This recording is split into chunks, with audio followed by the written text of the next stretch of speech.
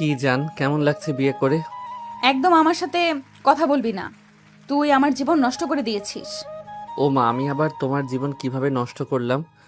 তোর লজ্জা করে না বয়সে বড় একটা মেয়েকে জোর করে বিয়ে করতে? কেন লজ্জা করবে? ভালোবাসলে এগুলো কিছু মনে থাকে না প্রিয়। তুই আমাকে ভালোবাসিস তাই না? তুই শুধু আমাকে ব্যবহার করার জন্য আমাকে বিয়ে করেছিস। তুমি কি পাগল হয়ে গেছো? তুই তো আমার শরীর পাওয়ার জন্যই আমাকে বিয়ে করেছিস। তাহলে আয় নে, আমাকে উপভোগ কর। এই কথা বলেই তিশা তার গায়ের শাড়ির আঁচল ফেলে দেয় আর শাড়ি খুলতে থাকে। তখনই সাইফ অন্যদিকে ফিরে তিশার শাড়ির আঁচল তার গায়ে দিয়ে দেয়। দেখো, আমি চাই না তোমার ইচ্ছের বিরুদ্ধে গিয়ে তোমার সাথে মিলন করতে। যেদিন তুমি নিজের ইচ্ছায় আমাকে ভালোবাসবে সেদিনই আমি এই অধিকার চাইবো। এখন নিজেকে ভালো সাজাচ্ছিস তাই না? আমি কেন নিজেকে ভালো সাজাবো? যেদিন ভার্সিটিতে তোমাকে প্রথম দেখেছিলাম সেদিনই তোমার প্রেমে পড়ে যাই। তোমাকে তো অনেক বলেছিলাম, কিন্তু তুমি আমাকে পাত্তা দিতে না। আমি ভয় পেতাম যদি আমি তোমাকে হারিয়ে ফেলি, তুমি যদি অন্য কারো হয়ে যাও, তাহলে আমি সেটা সহ্য করতে পারবো না। তাই তোমাকে কিছুটা জোর করেই বিয়ে করেছি। ভেবেছিলাম বিয়ের পর তুমি আর এমন করবে না, কিন্তু তুমি এখনও সে আগের মতোই আছো। ঠিক আছে, সমস্যা নেই, আমি কখনো তোমাকে জোর করব না। আচ্ছা, তাহলে তুমি খাটে শুয়ে পড়ো, আমি নিচে শুয়ে পড়ি। এই কথা বলে সাইফ একটা দীর্ঘশ্বাস ফেলে তিশাকে অন্য কিছু বলার সুযোগ না দিয়ে সে খাটের থেকে একটা বালিশ নিয়ে নিচে শুয়ে পড়ে। তিশা কিছুক্ষণ নীরবে কান্না করে তারপর সেও ঘুমিয়ে পড়ে। তারও তো ঘুমাচ্ছে, আর আপনারও গল্পের আগামাতার কিছুই বুঝতে পারেনি। তাহলে চলুন আমরা বলি, আপনাদের গল্পটা একটু বুঝিয়ে বলি। ঢাকা শহরে টপ বিজনেসম্যান মোহাম্মদ কাশেমের ছোট ছেলে হচ্ছে সাইফ হাসান। সাইফের বড় ভাই তার থেকে প্রায় 7 বছর বড়। সাইফের একটা বোনও আছে, সে সাইফের থেকে 3 বছরের ছোট। তাদের 3 ভাই বোনের মাঝে খুব ভালো বোঝাবুঝি ও খুব ভালো সম্পর্ক। মোহাম্মদ কাশেম ছোটবেলায় তারই 3 সন্তানকে চায়নাতে পাঠিয়েছেন পড়াশোনার জন্য। সেখানে তিনি তাদের জন্য বাড়ি গাড়ি সব কিছুর ব্যবস্থা করেছেন, যেন তার সন্তানদের সেখানে থাকতে কোনো সমস্যা না হয়। সাইম সবার বড়, তাই তার পড়াশোনা সবার আগে শেষ হয়। উচ্চ শিক্ষা নিয়ে সাইম দেশে আসলে তার বাবা মা জোর করে তাকে বিয়ে করিয়ে দেয়। সাইমের ছোটবেলা থেকে ইচ্ছে সে একজন শিক্ষক হবে, তাই সে তার বাবার কোম্পানির দায়িত্ব নেয় না। সে বিয়ের পরে বউকে নিয়ে আবার চায়নাতে চলে যায়। সেখানে একটি কলেজে শিক্ষকতার পেশা নেয়। তারপর পড়াশোনা শেষ হয় সাইফার, মানে সাইফের বড় বোনের। সাইফা দেশে আসলে তাকে জোর করে মোহাম্মদ কাশেম তার বিজনেস পার্টনারের ছেলের সাথে বিয়ে করিয়ে দেয়। এখন কি ভাবছেন আমাদের নায়ক কি করলো? তাহলে শুনুন, আমাদের নায়ক যেহেতু সবার ছোট, তাই তার পড়াশোনা শেষ হতে আরও 3 বছর সময় লাগবে। কিন্তু সাইফের বাবা মোহাম্মদ কাশেম তাকে বলে দেশে এসে কিছুদিন কাটাতে। সাইফ তো তার ভাই আর ভাবির সাথে চায়নাতে থাকে, কিন্তু বাবার কথা শুনে সে দেশে আছে। সাইফ পড়াশোনায় অনেক সচেতন। মোহাম্মদ কাশেম বলে রেখেছেন পড়াশোনা শেষ হওয়া মাত্রই যেন তার কোম্পানির দায়িত্ব নেয়, কারণ সাইফ এ বিষয়ে অনেক পারদর্শী। সাইফ চায়নাতেও তার ভার্সিটির টপার। সাইফ দেশে এসেছিল 3 মাসের জন্য, কিন্তু তার যেন পড়াশোনায় কোনো সমস্যা না হয়, তাই সে এখানকার একটা ভার্সিটিতে ভর্তি হয়। আর প্রথম দিনই ভার্সিটিতে তিশাকে দেখে তাকে ভালোবেসে ফেলে। তারপর তিশার পেছনে 2 মাস ব্যয় করে তারপর যখন দেখে কোনো কাজ হচ্ছে না, তখন সে তিশার ব্যাপারে খবর নেয়। তখন সে জানতে পারে তিশার বাবা তাদের অফিসে কাজ করে, আর তার বাবার অফিস থেকে অনেক টাকা লোন নিয়ে রেখেছেন। তখন সে আর দেরি করে না, সে ওই দিনই রাতে তার বাবাকে জানায় যে সে তিশাকে বিয়ে করতে চায়। মোহাম্মদ কাশেম প্রথমে অবাক হলেও তারপর রাজি হয়ে যায়, কারণ তিনি তিশার সম্পর্কে আগে থেকেই জানতেন।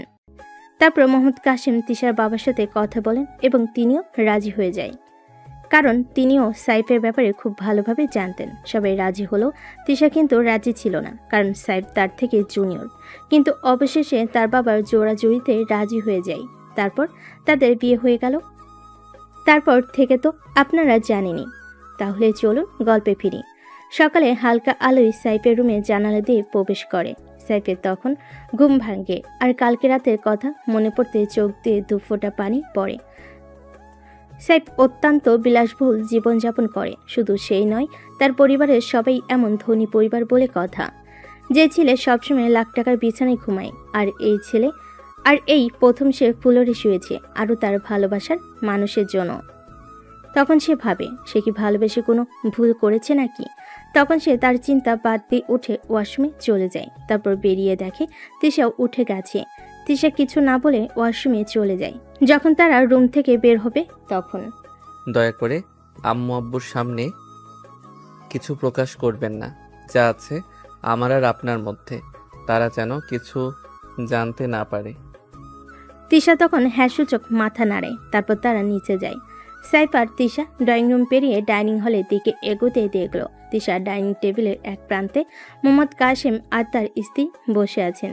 তাদের মুখে নতুন বউ ঘরে আনার তৃপ্তির হাসি। সাইফের মা মিসেস ফারিয়া কাশেম তিশাকে দেখেই উঠে দাঁড়ালেন।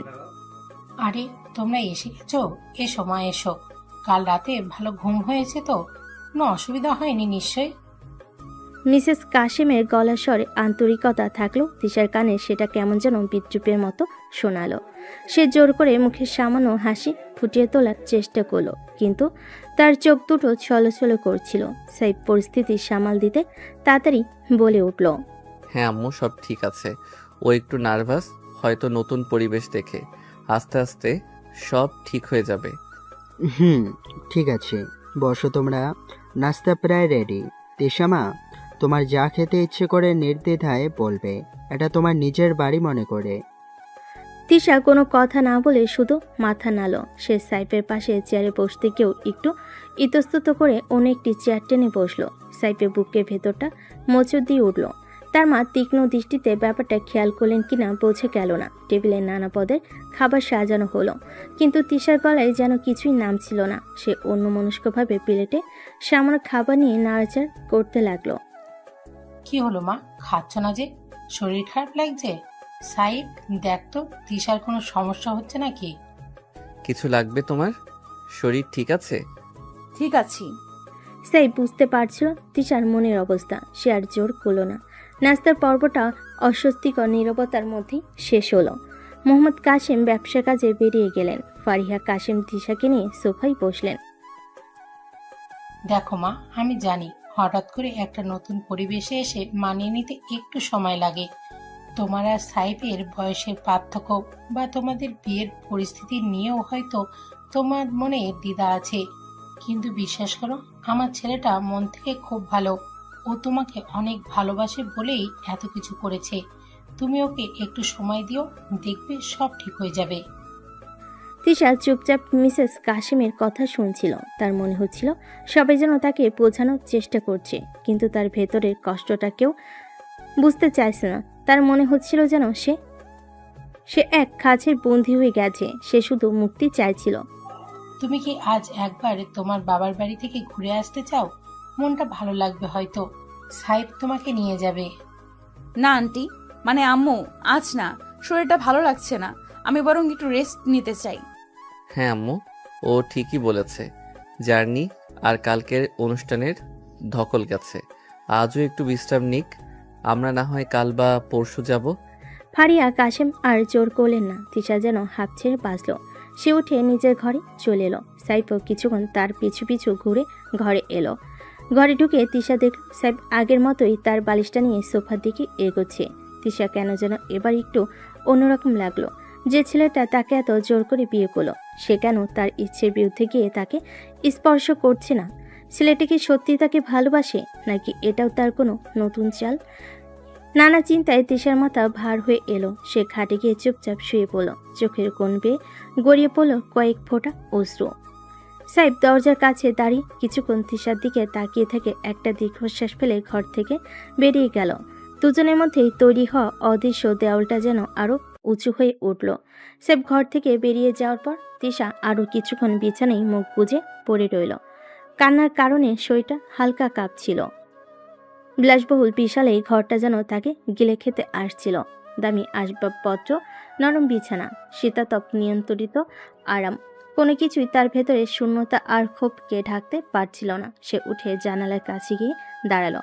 বাইরের সুন্দর বাগান, পরিপাটি লন, কিন্তু সবকিছুই তার কাছে অর্থহীন, বর্ণহীন মনে হচ্ছিল। তার মনে হচ্ছিল সে যেন সোনার খাঁচে বন্দি এক পাখি, যার ডানা দুটো ভেঙে দেওয়া হয়েছে। এদিকে সাইফের বিয়েতে তার ভাই বা বোন কেউই আসতে পারেনি। বড় ভাই সাইম চীন দেশে কলেজের অধ্যাপনা থেকে ছুটি ম্যানেজ করতে পারেনি, আর বোন সাইফা তার স্বামীর সাথে ডেনমার্কে থাকে। এত অল্প সময়ের নোটিশে এত দূর থেকে তাদের পক্ষেও আসা সম্ভব হয়নি। তাই বাড়িতে আপাতত সাইফের মা বাবা আর নবদম্পতি ছাড়া তেমন কেউই ছিল না। তিশা ভাবছিল তার ভার্সিটির কথা, বন্ধুদের কথা, তার নিজের সাজানো স্বপ্নের কথা। সাইফের এই একতরফা সিদ্ধান্ত তার পুরো জীবনকে উলটপালট করে দিয়েছে। যে ছেলেটা তার জুনিয়র, যার দিকে সে কখনো ফিরেও তাকায়নি, সে ছেলেটাই আজ তার স্বামী। এটা সে কিছুতেই মেনে নিতে পারছিল না। আবার সাইফের রাতের ব্যবহার, তার সম্মান বজায় রাখার চেষ্টা, সেটাও তাকে দ্বিধায় ফেলছিল। মানুষটা আসলে কি চায়? যদি জোর করে বিয়ে করলো, তবে এখন এত ভালো সাজার কারণ কি? অন্যদিকে সাইফ ঘর থেকে বেরিয়ে সোজা চলে গিয়েছিল বাড়ির পেছনে সুইমিং পুলের ধারে। একটা চেয়ার টেনে চুপচাপ বসে রইল। তার মা ফারিয়া কাশেম দূর থেকে ছেলেকে কিছুক্ষণ দেখলেন, এরপর কাছে এগিয়ে এলেন। এখানে একা বসে আছিস যে? তিশা কি এখনো রেস্ট নিচ্ছে? হ্যাঁ আম্মু, ওকে একটু একা থাকতে দাও, ওর সময় লাগবে। আমি বুঝতে পারছি ওর কষ্ট হচ্ছে, কিন্তু তুই যেভাবে ওকে বিয়ে করে আনলি, কাজটা কি ঠিক হলো সাইফ? মেয়েটার মনের অবস্থাটা একবার ভেবে দেখছিস? সাইম বা সাইফা থাকলেও হয়তো তোকে কিছু বোঝাতো। আমি ওকে ভালোবাসি আম্মু, আমি ওকে হারাতে চাইনি। আমি জানি পথটা ভুল ছিল, কিন্তু উদ্দেশ্যটা ভুল নয়। ওকে আমি সব সুখ দেব। দেখো তুমি শুধু একটু সময় দাও। যা ভালো বুঝিস কর, তবে খেয়াল রাখিস ভালোবাসার নামে যে ওর উপর কোনো অত্যাচার না হয়। ওর মুখের দিকেও তাকালে বড্ড মায়া লাগে। ফারিয়া কাশেম চলে গেলেন। সাইফ আবার একা হয়ে গেল। কিছুক্ষণ পর বাড়ির একজন সাহায্যকারী এসে জানালো তিশা ঘর থেকে বেরোয়নি, তাই খাবারটা ঘরে পাঠিয়ে দেওয়া হবে কিনা। সাইফ মাথা নেড়ে সায় দিল। দুপুরে কাজে লোক খাবার নিয়ে এলে তিশা দরজা খুলে খাবারটা নিল বটে, কিন্তু খেলো নামমাত্র। তার শুধু মনে হচ্ছিল বাবার কথা। বাবা কিভাবে পারলেন টাকার জন্য তার জীবনটাকে এভাবে বিকিয়ে দিতে? সে ফোন হাতে নিয়েও বাবাকে কল করতে পারল না। কি বলবে সে? অভিযোগ করবে? তাতে কি লাভ হবে? তাতে কি কোনো লাভ হবে? বিকেলের দিকে সাইফের ফোন বেজে উঠল। স্ক্রিনে বড় বোনের নাম সাইফা দেখে সে ফোন রিসিভ করলো। কি রে সাইফ, বিয়ে করে তো আমাদের ভুলেই গেলি। নতুন বউ পেয়ে আর বোনকে মনে নেই? ভাবি কেমন আছে? তোর পছন্দ যখন, দেখতে নিশ্চয়ই বোনের মতো। হ্যাঁ আপু ভালো আছে। তুমি কেমন আছো? দুলাভাই কেমন আছে? আমরা ভালো আছি রে, কিন্তু তোর গলা মন শুকনো লাগছে কেন? সব ঠিক আছে তো? ভাবি কি খুব সুন্দরী, নাকি তুই প্রেমে হাবুডুবু খাচ্ছিস বলে কথা? বলার সময় নেই, দে না ভাবির সাথে একটু কথা বলিয়ে দে। ও ও এখন রেস্ট নিচ্ছে রে আপু। কাল রাতে জার্নি আর অনুষ্ঠানে অনেক ধকল গেছে, তো পরে কথা বলিস। ও আচ্ছা ঠিক আছে। দুলাভাইয়ের খেয়াল রেখো, আর আমার তরফ থেকে সালাম দিও। রাখছি তাহলে। ফোন রেখে সাইফের মনটা আরো খারাপ হয়ে গেল। সবাই কত খুশি, কিন্তু সে আর তিশা যে কিসের মধ্য দিয়ে যাচ্ছে তা কেবল তারাই জানে। সন্ধ্যা নামার পর সাইফ আবার ঘরে এলো। দেখলো তিশা একটা বই হাতে নিয়ে বিছানার একপাশে বসে আছে, কিন্তু তার দৃষ্টি বইয়ের পাতায় নয়, অন্য কোথাও নিবদ্ধ। সাইফ ঘরে ঢুকতে সে সচকিত হয়ে বইয়ের দিকে তাকালো। তোমার কি কিছু লাগবে? কফি বা অন্য কিছু? তিশা মাথা নেড়ে না বোঝালো, কিন্তু কোনো কথা বলল না। রাতের খাবার কি ঘরে এনে দেবো নাকি নিচে যাবে? তিশা একইভাবে মাথা নেড়ে জানালো সে ঘরেই খাবে। সাইফ আর কিছু বলল না। সে রাতের খাবারের ব্যবস্থা করতে বেরিয়ে গেল। তিশা আবার একা হয়ে গেল। তার মনে হলো এই বিশাল বাড়িতে সে যেন একা এক বন্দি। এই বিয়ে, এই সম্পর্ক, এর ভবিষ্যৎ কি? সে কি পারবে কখনো সাইফকে মেনে নিতে, নাকি তার জীবনটা এই নিরস চার দেওয়ালের মধ্যেই শেষ হয়ে যাবে? ভার্সিটিতে ফেরার স্বপ্নটাও যেন দূরে দূরে সরে যেতে লাগলো। তিশার দু চোখ আবার ঝাপসা হয়ে এলো। রাতের খাবার নীরবে শেষ হলো। তিশা সামান্য খেলো, আর সাইফ অপলক দৃষ্টিতে তার দিকে তাকিয়ে রইল। তাদের মধ্যে কোনো কথা হলো না। খাবার শেষে তিশা নিজে ট্রে গুছিয়ে রাখতে যাচ্ছিল, কিন্তু সাইফ তাড়াতাড়ি তার হাত থেকে ট্রেটা নিয়ে পড়ল। তুমি বসো, আমি রাখছি। তিশা অবাক হয়ে সাইফের দিকে তাকালো। এই সেই ছেলে যে তাকে জোর করে বিয়ে করেছে, আর এখন তার এত যত্ন নিচ্ছে। তার ভেতরে দ্বন্দ্বটা আরও বাড়ছিল। কিছুক্ষণ পর সাইফ ঘরে ফিরে এলো। দেখলো তিশা বেলকনিতে দাঁড়িয়ে বাইরের অন্ধকার দেখছে। রাতের নিস্তব্ধতা আর দূরে টিমটিমে আলোয় একটা বিষণ্ণ পরিবেশ তৈরি হয়েছে। সাইফ শব্দপণে এগিয়ে গেল। কি দেখছো? তিশা চমকে উঠল। সে ভাবতেও পারেনি সাইফ এত কোয়ালিটি তার কাছে আসবে। কিছু না, এমনি। ঠান্ডা লাগছে, ভেতরে আসবে? সে ভাবতেও পারেনি সাইফ এত কুইকলি তার কাছে আসবে। তিশা মাথা নেড়ে না জানালো। কিছুক্ষণ দুজনে চুপ করে দাঁড়িয়ে রইল। রাতের বাতাস তাদের চুল ছুঁয়ে যাচ্ছিল। নীরবতা ভাঙল সাইফ। তিশা, আমি জানি তুমি আমার উপর খুব রেগে আছো। তোমার যা মনে হচ্ছে সেটা স্বাভাবিক, কিন্তু বিশ্বাস করো, আমার কোনো খারাপ উদ্দেশ্য ছিল না। তোমাকে কষ্ট দেওয়া আমার লক্ষ্য নয়। তাই? তাহলে আমাকে জোর করে বিয়ে করার মানে কি? এটাই তোমার ভালোবাসা? আমার জীবনটা নষ্ট করে দেওয়া? আমি জানি আমার কাজটা ঠিক হয়নি, কিন্তু আমি তোমাকে সত্যি ভালোবাসি। ভার্সিটিতে প্রথম দেখার পর থেকে আমি তোমার প্রতি দুর্বল হয়ে পড়েছিলাম। তোমার ব্যক্তিত্ব, তোমার হাসি সবকিছু আমাকে পাগল করে তুলেছিল। আমি তোমাকে হারানোর ভয়ে ভীত ছিলাম। মনে হতো তুমি যদি অন্য কারো হয়ে যাও, আমি সেটা সহ্য করতে পারবো না। ভালোবাসা? এটা কেমন ভালোবাসা যেখানে তুমি আমার ইচ্ছের কোনো মূল্যই দিলে না? তুমি কি একবারও ভেবে দেখেছো আমি কি চাই? আমারও তো একটা স্বপ্ন ছিল, একটা ভবিষ্যৎ ছিল। তুমি সব কেড়ে নিলে। আমি জানি, আমি সব বুঝতে পারছি, আমার ভুল হয়েছে। কিন্তু আমি তোমাকে কথা দিচ্ছি, আমি তোমাকে কখনো কোনো ব্যাপারে জোর করব না। তুমি যেভাবে চাও সেইভাবে তোমার জীবন চলবে। আমি শুধু তোমার পাশে থাকতে চাই। যদি তুমি কখনো আমাকে একটু সুযোগ দাও। তিশা তীক্ষ্ণ দৃষ্টিতে সাইফের দিকে তাকালো। তার চোখে অবিশ্বাস আর ঘৃণা মেশানো ছিল। কিসের সুযোগ তুমি চাইছো? আমার জীবনটা কেড়ে নেওয়ার পর আর কি সুযোগ বাকি আছে? তুমি কি মনে করো আমি সবকিছু ভুলে গিয়ে তোমার সাথে সুখে সংসার করব? এটা কখনো সম্ভব না। আমি জানি এটা সহজ নয়, কিন্তু আমি চেষ্টা করতে রাজি আছি। তোমার বিশ্বাস অর্জন করার জন্য আমি সবকিছু করতে পারি। শুধু আমাকে একটু সময় দাও। তিশা কিছুক্ষণ চুপ করে রইল। তারপর একটা দীর্ঘশ্বাস ফেলে বলল, সময়ের কাছে কি আমার নষ্ট হওয়া জীবনটা ফিরে পাবো? আমার ভেঙে যাওয়া স্বপ্নগুলো জোড়া লাগবে? তুমি বুঝতেও পারছো না তুমি আমার সাথে কি করেছো। আমি বুঝতে পারছি তিশা, সত্যি বুঝতে পারছি। আমার কোনো অজুহাত নেই। আমি শুধু চাই তুমি একবার আমার দিক থেকেও দেখো।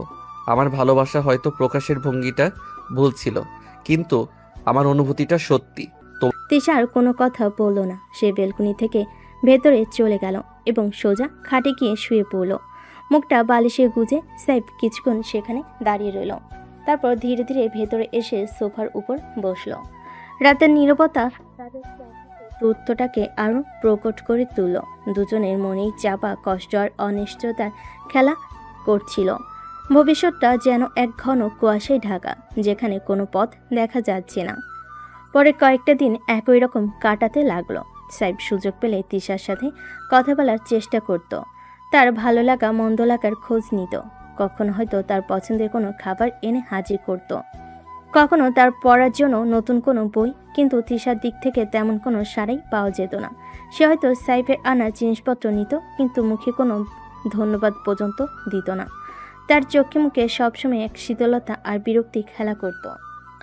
সাইফের সব ভালোবাসা আর চেষ্টা যেন এক কঠিন পাথরের দেওয়ালে ধাক্কা খেয়ে ফিরে আসতো। একদিন সকালে নাস্তার টেবিলে সাইফের মা ফারিয়া বেগম তিশাকে জিজ্ঞেস করলেন, মা, তোমার কি শরীরটা খারাপ লাগছে? কদিন ধরে দেখছি তুমি তেমন খাচ্ছ না, আর মুখটাও সবসময় শুকনো থাকে। না, আমার শরীর ঠিক আছে। আর কি কোনো কিছু খেতে ইচ্ছে করছে? বলো না, আমি এনে দেব। আমার কিছুই খেতে ইচ্ছে করছে না। ফারিয়া বেগম ছেলে মুখের দিকে তাকালেন। সাইফের চোখে স্পষ্ট হতাশার ছাপ। তিনি দীর্ঘশ্বাস চেপে অন্য প্রসঙ্গে গেলেন। আচ্ছা তিশা, তুমি কি গান শুনতে ভালোবাসো? সাইফের কাছে অনেক সুন্দর গানের কালেকশন আছে, চাইলে শুনতে পারো। না, আমার এখন কিছু ভালো লাগছে না। সাইফ চুপ করে রইল। তার মনে হচ্ছিল তিশার মন জয় করা সত্যি এক কঠিন কাজ। সে বুঝতে পারছিল না আর কতদিন এভাবে চলতে থাকবে। তার ভালোবাসা কি কখনোই তিশার হৃদয়ে একটু জায়গা করে নিতে পারবে না? বিকেলে সাইফ তিশার ঘরে একটি গোলাপের তোড়া নিয়ে ঢুকলো। লাল গোলাপগুলো যেন তার হৃদয়ের গভীর ভালোবাসার প্রতীক। তিশা তখন জানালার পাশে দাঁড়িয়ে আকাশ দেখছিল। সাইফের পায়ের শব্দ শুনেও সে ঘুরে তাকালো না। তিশা, এই ফুলগুলো তোমার জন্য। তিশা একবার গোলাপগুলোর দিকে তাকালো, তারপর মুখ ফিরিয়ে নিল। আমার এসব ভালো লাগে না। কেন এনেছো? আমি ভেবেছিলাম তোমার হয়তো ভালো লাগবে। আমার কিছুই ভালো লাগে না। তুমি কি বুঝতে পারছো না? আমার জীবনটা তুমি বিষিয়ে দিয়েছো। এখন এই ফুল দিয়ে কি হবে? সাইফের হাত থেকে গোলাপের তোড়াটা পড়ে গেল। লাল পাপড়িগুলো মেঝেতে ছড়িয়ে রইল, যেন তার ভেঙে যাওয়া হৃদয় টুকরোগুলো। সে কিছুক্ষণ স্তব্ধ হয়ে দাঁড়িয়ে রইল, তারপর ধীরে ধীরে ঘর থেকে বেরিয়ে গেল। রাতে সাইফ যখন ঘরে ঢুকলো, দেখলো তিশা বিছানার এক কোণে গুটিসুটি হয়ে শুয়ে আছে। তার চোখ দিয়ে তখনও অশ্রু গড়াচ্ছে। সাইফের বুকটা ব্যথায় টনটন করে উঠল। সে এগিয়ে গিয়ে তিশার পাশে বসতেই সাহস করল না। তিশা, তুমি কি একটু কথা বলবে? তিশা কোনো উত্তর দিল না, শুধু তার কান্নার শব্দ আরো জোরালো হলো। প্লিজ একবার আমার দিকে তাকাও। আমি জানি আমি ভুল করেছি, কিন্তু আমি তোমাকে সত্যিই ভালোবাসি, বিশ্বাস করো। আমি তোমাকে সুখী করতে চাই। তিশা বালিশের মধ্যে মুখ ডুবে কাঁদতে লাগলো। তার শরীর থরথর করে কাঁপছিল। সাইফ অসহায়ভাবে তার দিকে তাকিয়ে রইল। তার মনে হচ্ছিল পৃথিবীর সবচেয়ে একা আর নিঃসঙ্গ মানুষ সে। তার এত ভালোবাসা, এত চেষ্টা, সব কিছুই যেন ব্যথা, সব কিছুই যেন বৃথা। একসময় কাঁদতে কাঁদতে তিশা ঘুমিয়ে পড়ল। সাইফ চুপচাপ তার পাশে বসে রইল। অন্ধকারে তিশার ভেজা মুখটা দেখলো, তার হৃদয় আরো ভেঙে যাচ্ছিল। সে আলতো করে তিশার ভেজা চুলগুলো সরিয়ে দিল। সাইফ নিজের মনে বলল, আমি হাল ছাড়বো না তিশা। আমি জানি একদিন তুমি আমার ভালোবাসা বুঝতে পারবে। আমি অপেক্ষা করব, যতদিন লাগে আমি অপেক্ষা করব। সাইফ সারা রাত তিশার পাশে জেগে বসে রইল। তার মনে একটাই আশা, একদিন হয়তো তিশার হৃদয় বরফ গলবে আর সেও তার ভালোবাসার উষ্ণতা অনুভব করবে। কিন্তু সেই দিন কবে আসবে তা শুধু সময় জানে। পরের কয়েক সপ্তাহ ধরে তিশার অবহেলা যেন আরও ভালো। সাইফ তার সাথে কথা বলতে গেলেই সে এড়িয়ে যেত, প্রশ্নের উত্তর দিত দায়সারাভাবে। তারা একই ছাদের নিচে থাকলো, তাদের মধ্যে যেন এক অদৃশ্য দেওয়াল তৈরি হয়ে গিয়েছিল, যা কোনোভাবেই ভাঙা যাচ্ছিল না। সাইফের সব প্রচেষ্টা, সব ভালোবাসা যেন সেই দেওয়ালে ধাক্কা খেয়ে ফিরে আসতো। একদিন সাইফ তিশার কলেজের গেটের সামনে অপেক্ষা করছিল। সে ভেবেছিল হয়তো কলেজ থেকে ফেরার পথে তিশার সাথে কিছুক্ষণ কথা বলার সুযোগ পাবে। কিন্তু তিশা যখন গেট থেকে বের হলো, তার সাথে অন্য একজন ছেলে ছিল। তারা হাসতে হাসতে কথা বলছিল এবং সাইফকে একেবারেই খেয়াল করলো না। সাইফের বুকের ভেতরটা মোচড় দিয়ে উঠল। ঈর্ষা আর কষ্ট একসাথে তাকে গ্রাস করলো। সে দূর থেকে তাদের চলে যাওয়া দেখলো, তারপর বিষণ্ণ মনে বাড়ি ফিরে এলো। ঘরে ফিরে সাইফ দেখলো তিশা তার বান্ধবীর সাথে ফোনে কথা বলছে আর হাসছে। সেই হাসি যা সাইফ কয়েকদিন ধরে দেখার জন্য ব্যাকুল হয়েছিল, তা অন্য কারোর সাথে ভাগ করে নিচ্ছে। সাইফের মনে হলো যেন কেউ তার হৃৎপিণ্ডে ছুরি মারছে। ফোন রেখে তিশা যখন সাইফের দিকে তাকালো, তার চোখে কোনো অনুশোচনা বা অপরাধবোধের লেশমাত্র ছিল না। তুমি কি কলেজে কারোর সাথে গিয়েছিলে? হ্যাঁ তো, তাতে তোমার কি? আমি শুধু জানতে চাচ্ছিলাম। কেন? তুমি কি আমার প্রতিটি মুহূর্তের হিসাব রাখতে চাও? ভুলে যেও না, তুমি জোর করে আমাকে বিয়ে করেছো, আমার জীবনের মালিক নও। তিশার কথাগুলো সাইফের বুকে তীরের মতো বিঁধল। সে আর কোনো কথা বলতে পারল না, শুধু ব্যথাতুর দৃষ্টিতে তিশার দিকে তাকিয়ে রইল। রাতে খাবার টেবিলে নীরবতা আরো গাঢ় হলো। সাইফের বাবা মা তাদের মধ্যকার চাপা উত্তেজনা অনুভব করতে পারছিলেন। ফারিয়া বেগম কয়েকবার চেষ্টা করলেন পরিবেশটা হালকা করতে, কিন্তু কোনো লাভ হলো না। তিশা নীরবে খেলো আর সাইফ অপলক দৃষ্টিতে তার দিকে তাকিয়ে রইল। খাওয়ার পর সাইফ তিশার ঘরে গেল। তিশা তখন ল্যাপটপে কিছু দেখছিল। সাইফের উপস্থিতি টের পেয়েও সে কোনো মনোযোগ দিল না। তিশা, আমার কিছু কথা বলার ছিল। আমার এখন কথা বলার মুড নেই। কিন্তু এটা খুব জরুরি। আর কি জরুরি কথা থাকতে পারে? তুমি তো তোমার উদ্দেশ্য হাসিল করেছো, এখন আর কি চাও? আমি তোমাকে বোঝাতে চাই। আমার কিছুই বোঝার নেই। তুমি আমার জীবনটা নষ্ট করেছো, এটাই সত্যি, আর আমি তোমাকে কখনোই ক্ষমা করব না। ল্যাপটপ বন্ধ করে সাইফের দিকে তাকালো। তার চোখে ঘৃণা আর বিতৃষ্ণা স্পষ্ট। সাইফ সেই দৃষ্টি সহ্য করতে না পেরে মাথা নিচু করল। ঠিক আছে, যদি তুমি এখন কথা বলতে না চাও তবে থাক, কিন্তু আমি সবসময় তোমার জন্য এখানে আছি। যখন তোমার মনে হবে তুমি কথা বলতে পারো। সাইফ ঘর থেকে বেরিয়ে গেল। তার মনে হচ্ছিল তাদের মধ্যকার দূরত্ব ক্রমশ বাড়ছে, আর এই বরফ গলাতে না পারলে তাদের ভবিষ্যৎ অন্ধকার। তার ভালোবাসার প্রতিদান হিসেবে সে শুধু অবহেলাই পাচ্ছে, যা তার হৃদয়কে ক্ষতবিক্ষত করছে। সে বুঝতে পারছিল না আর কতদিন সে এই নীরব যন্ত্রণা সহ্য করতে পারবে। তার মনে একটাই প্রশ্ন ঘুরপাক খাচ্ছিল, কবে তিশা তার ভালোবাসার গভীরতা বুঝতে পারবে, নাকি তাদের সম্পর্কটা চিরকাল এমনই তিক্ত আর শীতল থাকবে। হ্যাঁ, তারপরে দিনগুলো যেন একঘেয়েমি বেড়া জালে বাধা পড়ে কাটতে লাগলো। সাইফ তার দিক থেকে ভালোবাসার প্রকাশে কোনো ত্রুটি রাখত না। সকালে ঘুম থেকে উঠে তিশাকে উইশ করা থেকে শুরু করে রাতে ঘুমাতে যাওয়ার আগে তার খেয়াল রাখা সব কিছু সে নীরবে করে যেত। কখনো তিশার পছন্দের ফুল এনে তার পড়ার টেবিলে রেখে দিত, কখনো তার জন্য গরম কফি বানিয়ে অপেক্ষা করত। কিন্তু তিশার আচরণে সামান্যতম পরিবর্তন দেখা যেত না। সে সাইফের সাথে প্রয়োজন ছাড়া কথা বলতো না। যদি কোনো কারণে কথা বলতে হতো তবে তা ছিল খুবই সংক্ষিপ্ত এবং শীতল। তাদের একই ঘরে থাকাটা যেন দুটো ভিন্ন মেরুর মানুষের সহ অবস্থান ছিল। একজন ভালোবাসার উষ্ণতা ছড়াতে চাইতো, অন্যজন সেই উষ্ণতাকে অপেক্ষা করে দূরে সরে থাকতে চাইতো। স্যার তার বন্ধুদের সাথে আগের মতো আড্ডা দিতে পারতো না। তার মন সবসময় তিশার চিন্তায় আচ্ছন্ন থাকতো। তাদের সম্পর্কটা কোন দিকে যাচ্ছে তা ভেবে সে অস্থির থাকতো। তার বাবা মা তাদের মধ্যকার চাপা অস্বস্তি বুঝতে পারতেন, কিন্তু সরাসরি কিছু জিজ্ঞেস করতে সাহস পেতেন না। তারা হয়তো আশা করেছিলেন সময়ের সাথে সাথে সবকিছু ঠিক হয়ে যাবে। তিশা তার স্বাভাবিক জীবন থেকে অনেকটাই দূরে সরে গিয়েছিল। ভার্সিটিতে গেলেও বন্ধুদের সাথে তেমন মিশত না, ক্লাসেও তেমন মনোযোগ কম থাকতো। তার মনে সবসময় সাইফের প্রতি জমে থাকা ক্ষোভ আর বিতৃষ্ণা কিলবিল করত। এই জোরপূর্বক বিয়েটা তার সব স্বপ্ন আর আকাঙ্ক্ষাকে যেন ধূলিসাৎ করে দিয়েছিল। সে ভেতরে ভেতরে জ্বলছিল, কিন্তু বাইরে একটা পাথরের মতো কঠিন আবরণ তৈরি করেছিল, যা ভেদ করা সাইফের পক্ষে ক্রমশ কঠিন হয়ে উঠছিল।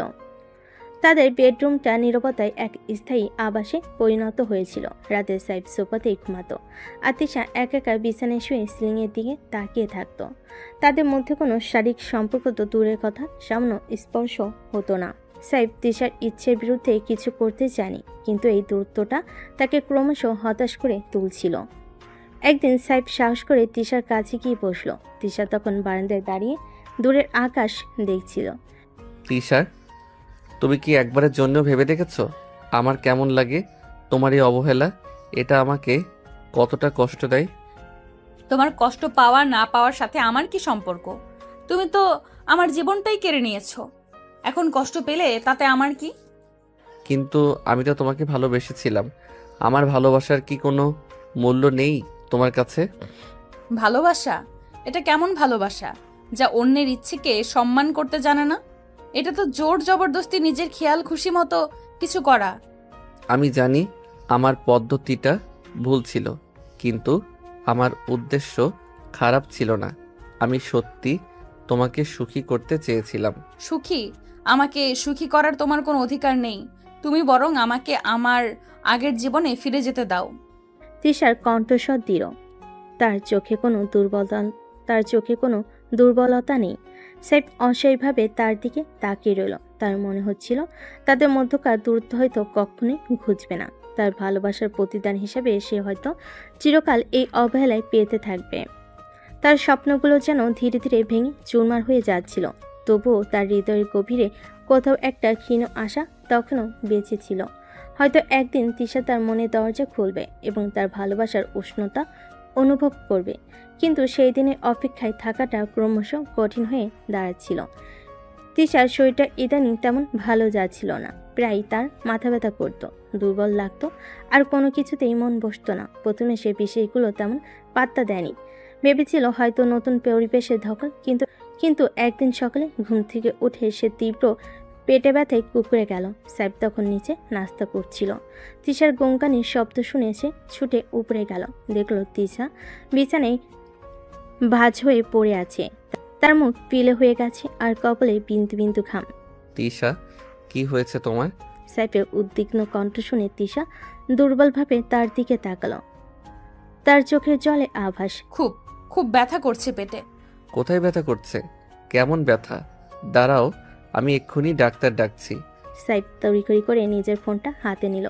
তার হাত কাঁপছিল। সে তার পারিবারিক ডাক্তারের নম্বর ডায়াল করতে শুরু করলো। লাগবে না, হয়তো এমনিতেই ঠিক হয়ে যাবে। এমনিতেই ঠিক হয়ে যাবে? তুমি কি বুঝতে পারছো কতটা কষ্ট হচ্ছে তোমার? চুপ করে শুয়ে থাকো, আমি এক্ষুনি ডাক্তার নিয়ে আসছি। সাইফ তিশার কথা না শুনে ডাক্তারকে ফোন করলো এবং দ্রুত তাদের বাড়িতে আসতে বলল। এরপর সে তিশার পাশে বসলো, আলতো করে তার কপালে হাত বুলিয়ে দিল। তিশার শরীর তখনও ব্যথায় কুঁকড়ে যাচ্ছিল। এই প্রথম সাইফ তিশার এত কাছে এলো। এত অসহায় অবস্থায় দেখল। তার ভেতরে সব অভিমান, সব কষ্ট যেন মুহূর্তেই উবে গেল। এখন তার একটাই চিন্তা, তিশাকে সুস্থ করে তোলা। কিছুক্ষণের মধ্যে ডাক্তার এসে পৌঁছালেন। তিনি তিশাকে পরীক্ষা করলেন এবং কিছু টেস্ট করার পরামর্শ দিলেন। সাহেব ডাক্তারের সাথে নিচে গিয়ে কথা বলল এবং তিশার সব রকম খেয়াল রাখার জন্য নার্সিংয়ের ব্যবস্থা করল। পরে কয়েকটা দিন সাহেব তিশার পাশেই ছিল। নিজের অফিসের কাজও সে বাড়ি থেকেই সামলাচ্ছিল। রাতে সোফার বদলে সে তিশার বিছানার পাশেই একটা তোষক পেতে ঘুমাতো, যাতে তিশার কোনো অসুবিধা হলে সঙ্গে সঙ্গে ছুটে আসতে পারে। সে নিজের হাতে তিশাকে খাইয়ে দিত, সময় মতো ওষুধ দিত এবং তার পছন্দের গান শুনিয়ে তার মন ভালো রাখার চেষ্টা করত। এই কয়দিনে তিশার শরীর কিছুটা দুর্বল হলেও সাইফের সেবা যত্নে কোনো ত্রুটি ছিল না। সে সবসময় তিশার প্রয়োজন বোঝার চেষ্টা করত এবং নীরবে তার পাশে থাকত। তিশা প্রথমে সাইফের এই অপ্রত্যাশিত সেবা গ্রহণে ইতস্তত বোধ করল। ধীরে ধীরে তার ভেতরে বরফ যেন কিছুটা গলতে শুরু করলো। সাইফের আন্তরিকতা আর উদ্বেগকে সে আর উপেক্ষা করতে পারছিল না। একদিন রাতে তিশা ব্যথায় ছটফট করছিল। সাইফ তার মাথায় জলপট্টি দিচ্ছিল আর কপালে হাত বুলিয়ে দিচ্ছিল। তিশা দুর্বল স্বরে বলল, তোমার কষ্ট হচ্ছে না তো? আমার জন্য এত করছো। আমার কোনো কষ্ট হচ্ছে না তিশা, তুমি তাড়াতাড়ি সুস্থ হয়ে ওঠো, এটাই আমার একমাত্র চাওয়া। তিশা কিছুক্ষণ চুপ করে রইল, তারপর আস্তে করে বলল, ধন্যবাদ। সাইফের মুখটা উজ্জ্বল হয়ে উঠল।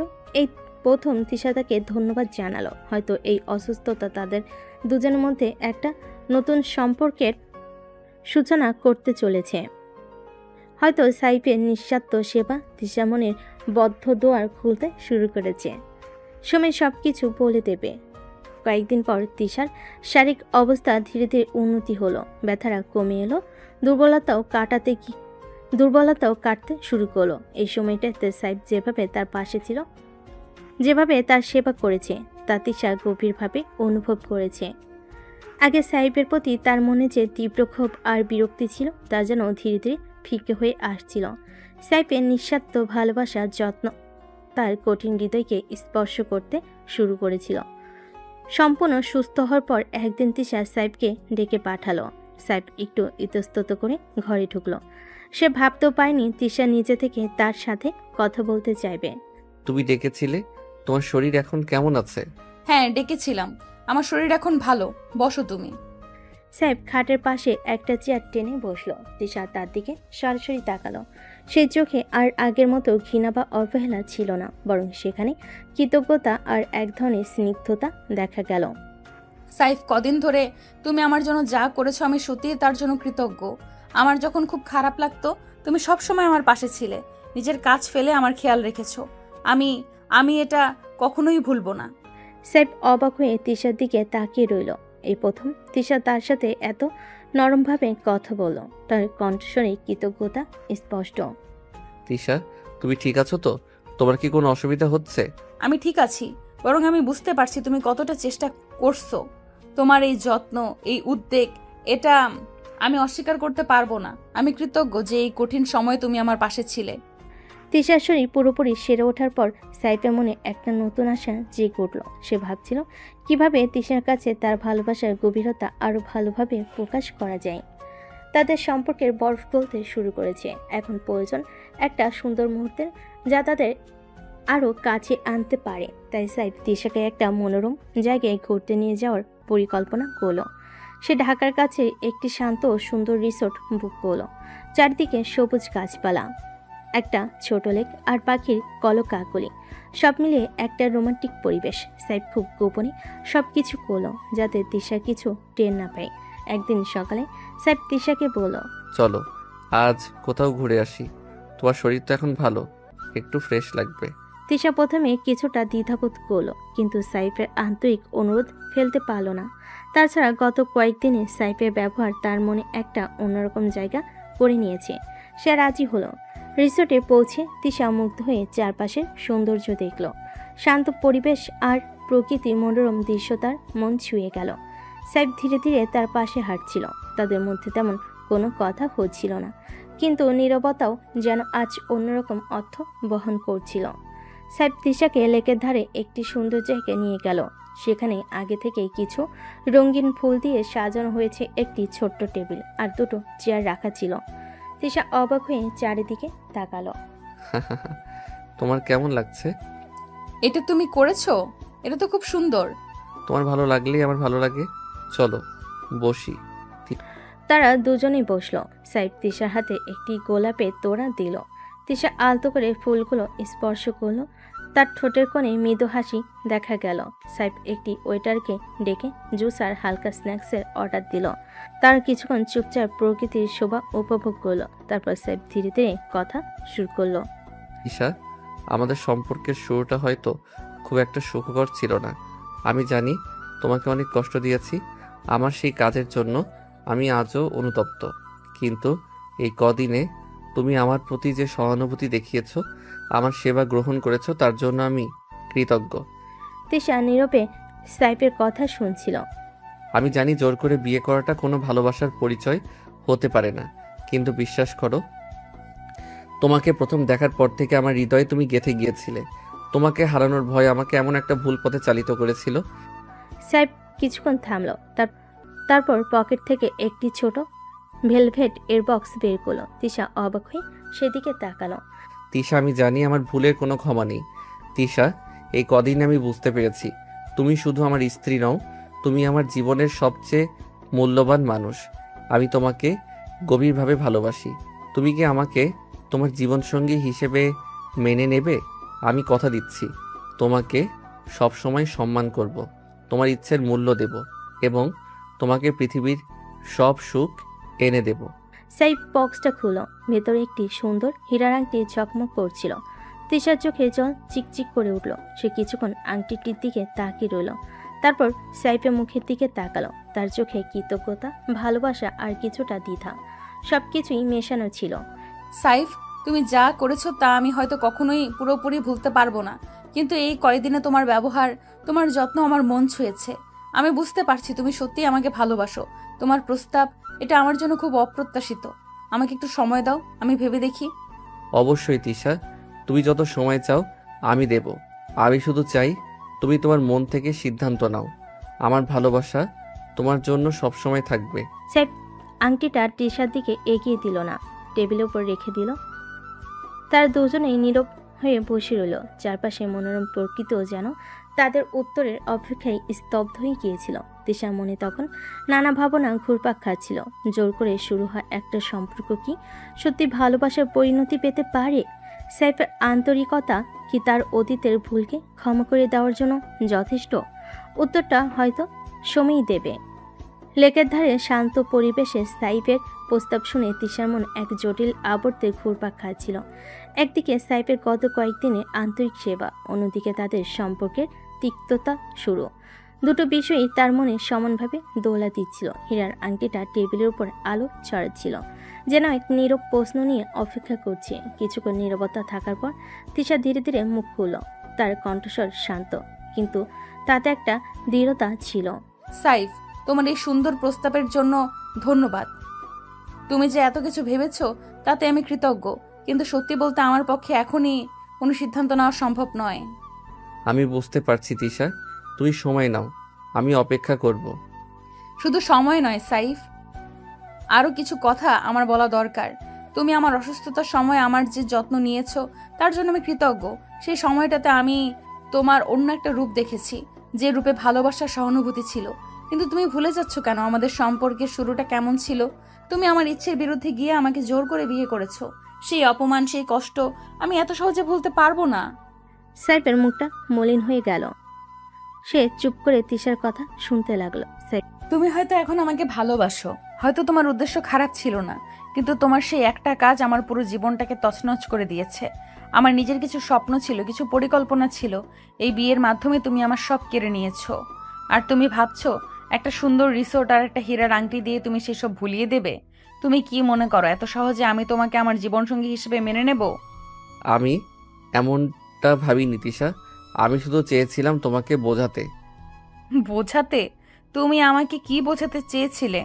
যে তুমি একজন ধনী আর প্রভাবশালী পুরুষ, তাই আমার জীবনটা নিজের মর্জি মতো চালাবে? আমার কোনো ইচ্ছের দাম নেই? মাথা নিচু করে রইল। আর তার বলার কিছু ছিল না। তিশার অভিযোগগুলো একেবারে ভিত্তিহীন নয়। তোমার ভালোবাসা হয়তো সত্যি হতে পারে, কিন্তু সেই ভালোবাসার ভিত্তিটা ভুল। তুমি আমার সম্মান নষ্ট করেছো, আমার স্বাধীনতা কেড়ে নিয়েছো, আর এখন তুমি আশা করছো আমি সবকিছু ভুলে গিয়ে তোমার হাত ধরবো? এটা কখনো সম্ভব না। তিশা টেবিলের উপর রাখা আংটিটার দিকে ঘৃণা ভরে তাকালো। এই আংটি, এটা আমার কাছে তোমার ভুলের প্রায়শ্চিত্তের মতো মনে হচ্ছে, আর আমি সেই প্রায়শ্চিত্ত গ্রহণ করতে রাজি নই। তা শেষ করে তিশা চেয়ার ছেড়ে উঠে দাঁড়ালো।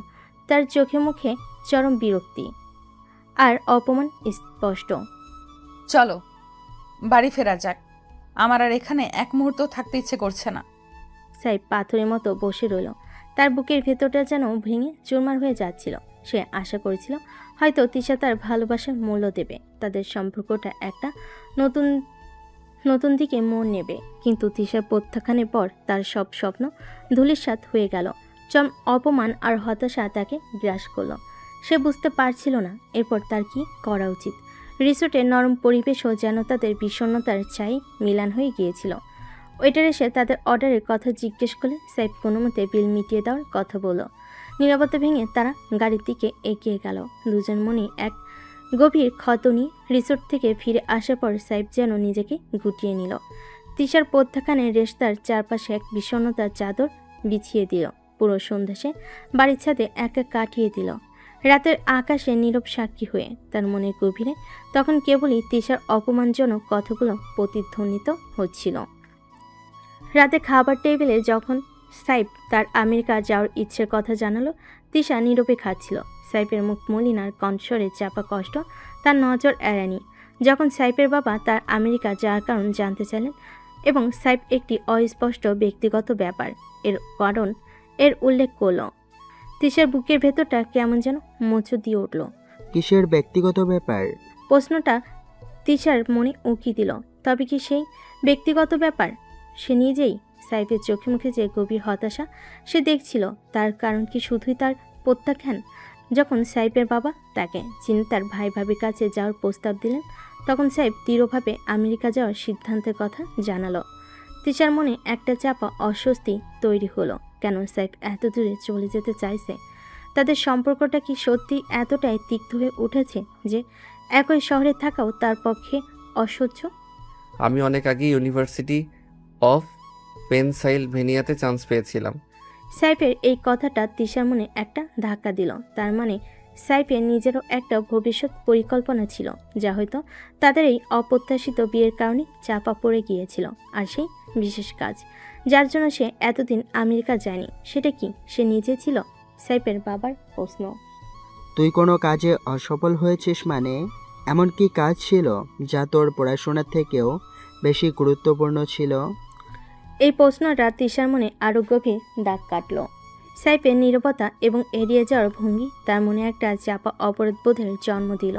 তবে কি সাইফ সত্যি তার মন জয় করার চেষ্টা করছিল আর সে তা বুঝতে পারেনি, নাকি বুঝেও না বোঝার ভান করেছে? খাবার টেবিলে বিরাজ করা নীরবতা তিশার কাছে অসহ্য লাগতে শুরু করলো। সাইফের বিষণ্ণ মুখটা তার চোখের সামনে ভাসছিল। তার মনে এক অদ্ভুত মিশ্র অনুভূতি কাজ করছিল, কিছুটা অনুশোচনা, কিছুটা দ্বিধা আর কিছুটা অচেনা কষ্ট। সাইফের আমেরিকা যাওয়ার সিদ্ধান্তে তার ভেতরের পাথরটা যেন একটু একটু করে ভাঙতে শুরু করলো। এতদিন শুধু সে নিজের অপমানের কথাই ভেবেছে, কিন্তু এই মুহূর্তে সাইফের দিকটাও তার মনে উকি দিল। একটা প্রশ্ন তার মনকে কুড়ে কুড়ে খাচ্ছিল, তাদের সম্পর্কের কি সত্যি আর কোনো আশা নেই? পরের দিন সকাল থেকে বাড়ির অ্যাটমসফিয়ারে একটা চাপা অস্থিরতা বিরাজ করছিল। সাইফের আমেরিকা যাওয়ার তোড়জোড় শুরু হয়ে গিয়েছিল। মোহাম্মদ কাশেম নিজের ছেলের টিকিট আর অন্যান্য কাগজপত্রের ব্যবস্থা করছিলেন। ফারিয়া বেগম চুপচাপ ছেলের জিনিসপত্র গোছাচ্ছিলেন। তার চোখে জল চিকচিক করছিল। বাড়ির কাজের লোকেরাও যেন থমথমে হয়ে গিয়েছিল। তিশা নিজের ঘরে জানালার পাশে দাঁড়িয়ে সব কিছু দেখছিল। সাইফের ঘরের দরজার সামনে একটা বড় সুটকেস রাখা। কাজের ছেলেটা সেটা টেনে নিয়ে যাচ্ছে। সাইফের বাবা মা বিষণ্ণ মুখে একে অপরের সাথে কথা বলছেন। এবারই সব কিছু যা কয়েকদিন আগেও তার কাছে বন্দিশালার মতো মনে হতো, আজ যেন হঠাৎ করেই ফাঁকা আর নীরব লাগতে শুরু করেছে। গতকাল রাতেই সাইফের আমেরিকা যাওয়ার কথা শোনার পর থেকে তিশার মনের ভিতর এক অদ্ভুত শূন্যতা তৈরি হয়েছে। সাইফের নীরব কষ্ট তার দূরে চলে যাওয়ার সিদ্ধান্ত। সব কিছু মিলেমিশে তার ভেতরে এক অচেনা তোলপাড় সৃষ্টি করেছে। এতদিন ধরে সে শুধুই সাইফের উপর রাগ আর ঘৃণা পুষে রেখেছিল, তার ভালোবাসার গভীরতা বোঝার চেষ্টা করেনি। আজ যখন সাইফ সত্যি দূরে চলে যাচ্ছে, তখন তার মনে হচ্ছে যেন একটা মূল্যবান কিছু হারাতে বসেছে সে। সাইফের ঘরের দরজা খুলে গেল।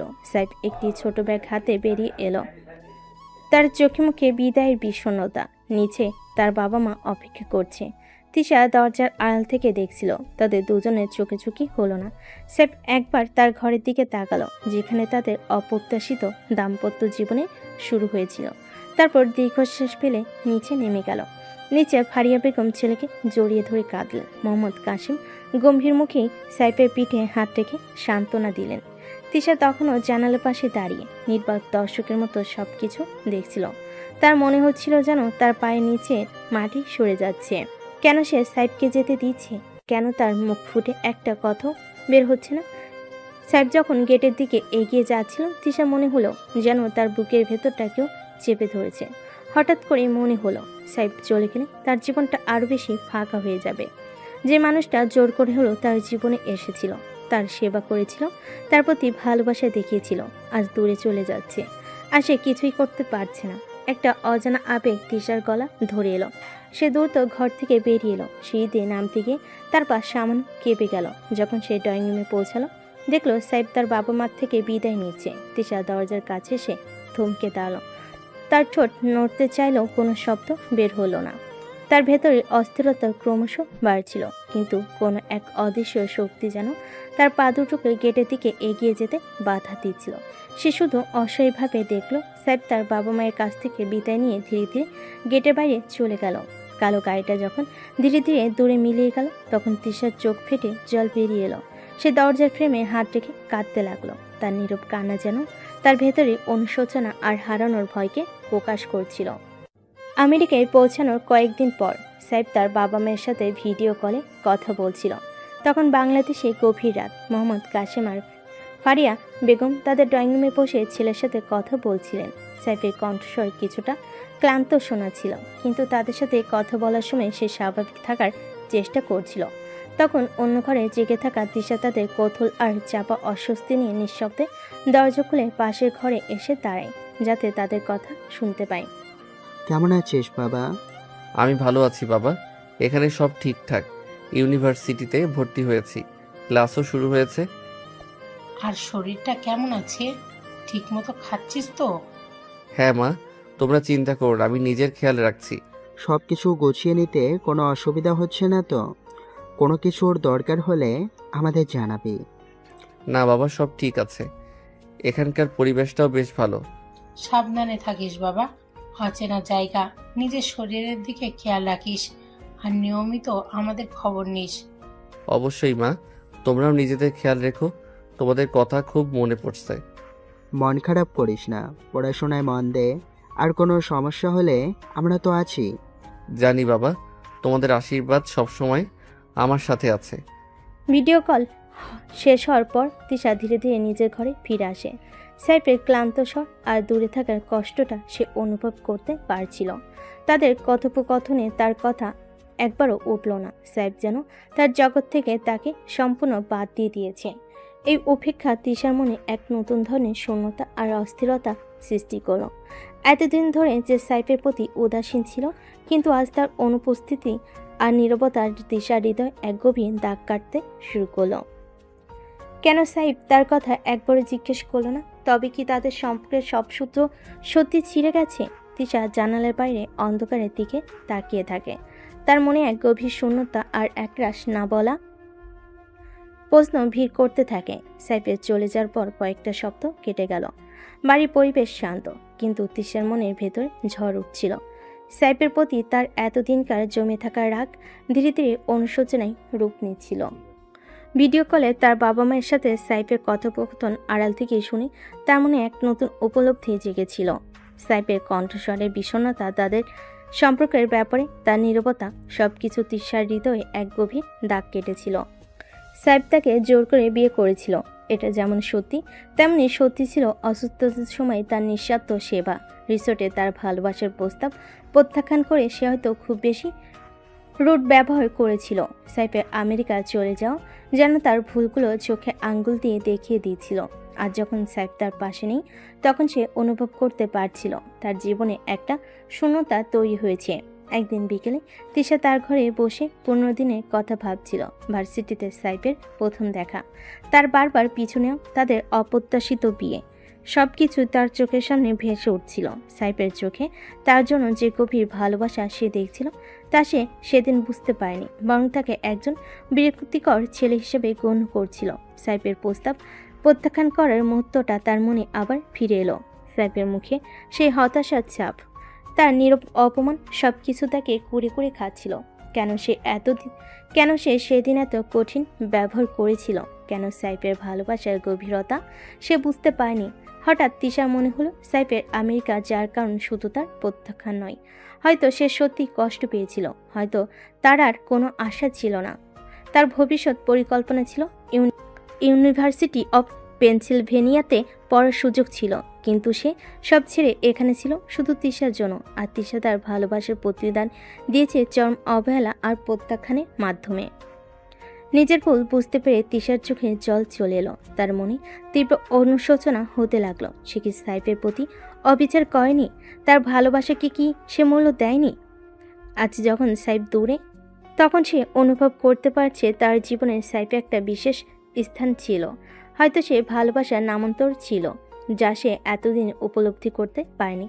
তিশা দ্রুত উঠে দাঁড়ালো। তার মনে একটাই চিন্তা, সাইফের সাথে তার কথা বলা দরকার, তাকে বোঝানো দরকার যে সে তার ভুল বুঝতে পেরেছে। কিন্তু সাইফ তো এখন অনেক দূরে, কিভাবে তার সাথে যোগাযোগ করবে সে?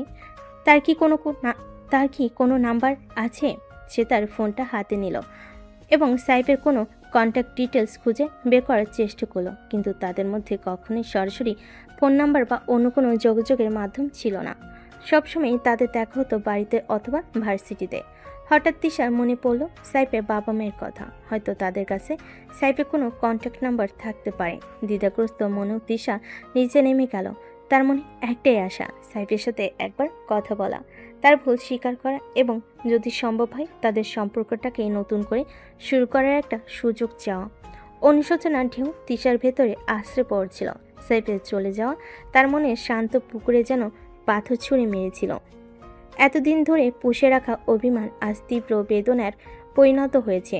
তার মনে একটাই আকুতি, সাইফের সাথে কথা বলা, তার কাছে ক্ষমা চাওয়া। পা আপনা আপনি ড্রয়িং রুমের দিকে এগিয়ে যাচ্ছিল, কিন্তু দরজার কাছে এসে তিশা থমকে দাঁড়ালো। ভেতরে চাপা কান্নার শব্দ তার পা দুটোকে যেন শিকলে বেঁধে ফেল। মোহাম্মদ কাশিমের ভারী শ্বাস আর ফারিহা বেগমের অস্পষ্ট গঙ্গানি তার হৃদয় ছুঁয়ে গেল। আমার মনে হচ্ছে আমরা ভুল করছি। ফারিহা বেগমের ভাঙ্গা কণ্ঠস্বর ভেসে এলো। ছেলেটা ওখানে একা, ওর তো কেউ নেই। মোহাম্মদ কাশিম দীর্ঘশ্বাস ফেলেন। এখন আর ভেবে কি হবে, যা হবার হয়ে গেছে। তাদের এই কথোপকথন তিশার হৃদয়ে নতুন করে আঘাত হানল। সাইফের একাকিত্বের ছবি তার মনের ক্যানভাসে স্পষ্ট হয়ে উঠল। তাদের জোর করে দেওয়া বিয়ের ফল শুধু সাইফ নয়, তার বাবা মা বহন করছেন। আর এর মূল কারণ সে। এই মুহূর্তে তাদের ব্যক্তিগত বেদনার সাগরে ডুব দেওয়াটা তিশার কাছে চরম স্বার্থপরতা মনে হলো। তাদের একমাত্র সন্তান দূরে, আর সে কিনা নিজের অনুশোচনার বোঝা হালকা করতে তাদের কাছে সাইফের খোঁজ করবে। তাদের কষ্ট কি আরও বাড়বে না? একটা অদৃশ্য দেওয়া যেন তিশাকে থামিয়ে দিল। সে আর ভেতরে প্রবেশ করতে পারল না। বিষণ্ণ মুখগুলোর আবছা ছায়া দরজার ফাঁক দিয়ে দেখল, আর তার নিজের ভেতরে অনুশোচনা আরও তীব্র হলো। ধীরে ধীরে তিশা নিজের ঘরের দিকে পা বাড়ল। জানালার পাশে দাঁড়িয়ে দূরে আকাশ দেখল। তার মনে তখন একটি কঠিন প্রশ্ন, কিভাবে সে সাইফের কাছে পৌঁছাবে? কিভাবে তার ভুল স্বীকার করবে? তাদের যোগাযোগের কোনো সরাসরি মাধ্যম তো তার জানা নেই। এরপরে দিনগুলো যেন এক দীর্ঘশ্বাসের মতো বয়ে যেতে লাগলো। তিশার কষ্ট ক্রমশ বাড়তে শুরু করলো। সাইফের অভাব সে প্রতি মুহূর্তে অনুভব করতে শুরু করলো। আগে তার জোর করে চাপিয়ে দেওয়া উপস্থিতি যেমন বিরক্তিকর ছিল, আজ তার অনুপস্থিতি তেমনই এক গভীর শূন্যতার সৃষ্টি করলো। রাতে ঘুম আসতো না, দিনের বেলা কোনো কাজে মন বসাতে পারতো না। ভার্সিটিতে গেলেও বন্ধুদের সাথে তেমন মিশতে পারতো না। তার মন সবসময় অন্যমনস্ক থাকতো। সে প্রায়ই আনমনে সাইফের কথা ভাবত। তার হাসি মাখা মুখ, তার আন্তরিক চোখের চাহনি সবকিছু তার স্মৃতিতে ভিড় করত। অসুস্থতার সময় সাইফের সেবা, রিসোর্টে তার ভালোবাসার প্রস্তাব, সেই মুহূর্তগুলো তার মনে এক চাপা দীর্ঘশ্বাস ফেলত। কেন সে সাইফের সেদিন ভালোবাসার মূল্য দেয়নি? কেন সে এত কঠিন ছিল? একদিন রাতে তিশা বারান্দায় দাঁড়িয়ে আকাশের দিকে তাকিয়েছিল। অজস্র তারার মাঝে সে যেন সাইফের মুখটা খুঁজে বেড়াত। তার মনে হচ্ছিল দূর আকাশে কোথাও একা দাঁড়িয়ে সাইফ হয়তো তার কথা ভাবছে। একটা চাপা কান্না তার গলা ধরে এলো। সে বুঝতে পারছিল সাইফ দূরে চলে যাওয়ায় তাদের মধ্যকার দূরত্ব শুধু ভৌগোলিক নয়, মানসিকও হয়ে গেছে। সে দূরত্ব ঘোচানো এখন কতটা কঠিন তা সে হাড়ে হাড়ে টের পাচ্ছিল। যোগাযোগের কোনো উপায় জানা না থাকায় তিশার অসহায়তা ক্রমশ বাড়ছিল। তার মনে হতো একটা অদৃশ্য দেওয়াল তাদের দুজনকে আলাদা করে রেখেছে। সে শুধু অপেক্ষা করত, হয়তো একদিন সাইফ নিজে তার সাথে যোগাযোগ করবে, অথবা হয়তো কোনো অলৌকিক ঘটনা ঘটবে। কিন্তু দিন যায়, সপ্তাহ যায়, মাসের পর মাস কেটে যায়, সাইফের কোনো খবর আসে না। তিশার বুকের ভেতরটা ক্রমশ ভারী হতে থাকে। এক গভীর অনুশোচনা আর না বলা কষ্টে বোঝায়। তার মনে একটাই প্রশ্ন ঘুরপাক খেত, তাদের কি আর কখনো দেখা হবে না? তাদের সম্পর্কে কি কোনো ভবিষ্যৎ আছে? প্রায় 2 বছর কেটে গেল। তিশার ভার্সিটির পাঠ চুকে গিয়েছিল আরও আগেই। এই দীর্ঘ সময়টা তার কেটেছে এক গভীর অনুশোচনা আর চাপা কষ্টে। সাইফের কোনো খবর সে আর নেওয়ার সাহস করেনি। তার বাবা মা মাঝে মধ্যে ছেলে ভালো থাকার কথা বলতেন, কিন্তু তাদের মধ্যে আর কোনো যোগাযোগের চেষ্টা তিশা করেনি। সাইফের শীতল উপেক্ষা তার মনে এক স্থায়ী ক্ষত তৈরি করে গিয়েছিল।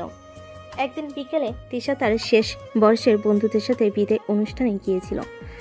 মন তার একেবারে ভালো ছিল না। হঠাৎ বাড়ি থেকে ফোন এলো, তার বাবা অসুস্থ। তড়িঘড়ি করে বাড়ি ফিরে তিশা দেখল তাদের ড্রয়িং রুমে অপ্রত্যাশিত ভিড়। তার বাবা সোফায় বসে আছেন, তবে তার অন্য পাশে কেউ দাঁড়িয়ে। তিশার বুক ধপ করে উঠল। সাইফ, 2 বছর পর সাইফকে দেখে তিশার পায়ের তলায় মাটি যেন সরে গেল। সময়ের স্রোতে তার চেহারার কিছুটা পরিবর্তন এসেছে, আগের চেয়েও যেন ব্যক্তিত্বের ছাপ পড়েছে। কিন্তু তার চোখে সে শান্ত গভীর দৃষ্টি আজও অমলিন। সাইফ তার বাবার সাথে কথা বলছিল, মুখে হালকা হাসি।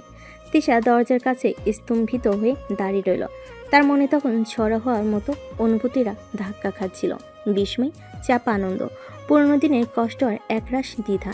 এগিয়ে গিয়ে কথা বলার সাহস সে সঞ্চয় করতে পারছিল না। কিছুক্ষণ পর সাইফ তার বাবার কাছ থেকে বিদায় নিয়ে উঠল। তখনই তার চোখ দরজার দিকে গেল এবং তিশাকে দেখতে পেল। তাদের দৃষ্টি মুহূর্তে যেন মিলিত হলো। তিশার মনে হলো তার হৃদস্পন্দন থেমে গেছে, কিন্তু সাইফের চোখে কোনো বিস্ময় বা উষ্ণতা ছিল না, বরং এক শান্ত অচেনা ঔদাসীন্য সেখানে খেলা করছিল। সাইফ হালকা মাথা নেড়ে তার বাবার দিকে তাকিয়ে বলল, আমি বরং এখন আসি। তারপর তিশার পাশ দিয়ে হেঁটে গেল, যেন সেখানে কেউ দাঁড়িয়ে নি। সাইফের এই নির্লিপ্ততা তিশার বুকে তীক্ষ্ণ ছুরির মতো আঘাত করল। গত 2 বছর ধরে সে যে অনুশোচনা বোঝা বয়ে বেড়াচ্ছে, সাইফের এই উপেক্ষা যেন তার সমস্ত কষ্টের চরম অবকাশ। সে আশা করেছিল হয়তো তাদের মধ্যে একটি মুহূর্তের জন্য হলো পুনঃসম্পর্কের ছোঁয়া থাকবে, কিন্তু সাইফ তাকে সম্পূর্ণ অচেনা মানুষের মতো এড়িয়ে গেল। তিশা পাথরের মতোই দাঁড়িয়ে রইল। তার চোখ ঝাপসা হয়ে আসছিল, কিন্তু সে নিজেকে শক্ত রাখতে পারল না। সাইফের অপ্রত্যাশিত প্রত্যাবর্তন তার মনে যে ক্ষীণ আশা জাগিয়েছিল তা নিমেষে ভেঙে চুরমার হয়ে গেল। সাইফ যেন তার জীবনের অধ্যায় পুরোপুরি বন্ধ করে দিয়েছে। রাতে যখন বাড়ির নীরবতা আরও গভীর হলো, তিশা একা বারান্দায় দাঁড়িয়ে আকাশের দিকে তাকিয়ে রইল। তার মনে তখন একটাই প্রশ্ন, কেন সাইফ তাকে এত সহজে ভুলে গেল? তাদের জোর করে শুরু হওয়ার সম্পর্কে কি এটাই শেষ পরিণতি? দুজনের মাঝে এক গভীর না বুঝতে পারা দূরত্ব। সেদিন রাতে খাবার টেবিলে পরিবেশটা ছিল বেশ শান্ত, তবে চাপে একটা অস্বস্তি সবার মধ্যে বিরাজ করছিল। মোহাম্মদ কাশেম ক্লান্ত দেখাচ্ছিলেন। সাইফ স্বাভাবিক ভঙ্গিতে খাবার খাচ্ছিল এবং এর ফাঁকে তার বাবার দিকে তাকিয়ে বলল, বাবা, তুই বরং এখন থেকে অফিসের দায়িত্বটা আমাকে দাও। তোমার শরীরটা তেমন ভালো যাচ্ছে না, তুমি বিশ্রাম নাও। মোহাম্মদ কাশেম ছেলের দিকে তাকালেন। তার চোখে কিছুটা বিস্ময় এবং রিলিফের ছাপ দেখা গেল। দীর্ঘ 2 বছর পর সাইফের এই দায়িত্ব নেওয়ার আগ্রহ তাকে কিছুটা হলো আশ্বস্ত করল। আমি তো এটার জন্যই অপেক্ষা করছিলাম। চেষ্টা করবো বাবা, আর তুই তো আছোই, দরকার হলে তোমার পরামর্শ নেব। তাদের এই কথোপকথনের সময় তিশা নীরবে খাবার খাচ্ছিল। সাইফের দায়িত্ব নেওয়ার আগ্রহ তার মনে এক মিশ্র অনুভূতি সৃষ্টি করলো। তবে কি সাইফ সত্যি তাদের অতীত সম্পর্কে ভুলে এগিয়ে যেতে পেরেছে? রাতে যখন ঘুমানোর সময় হলো, তিশা ঘরে এসে দেখলো সাইফ সোফার উপর তার বিছানা করছে। 2 বছর ধরে তার আলাদা ঘরেই ঘুমিয়েছে। আজ তিশার মনে এক অদ্ভুত অস্থিরতা কাজ করছিল।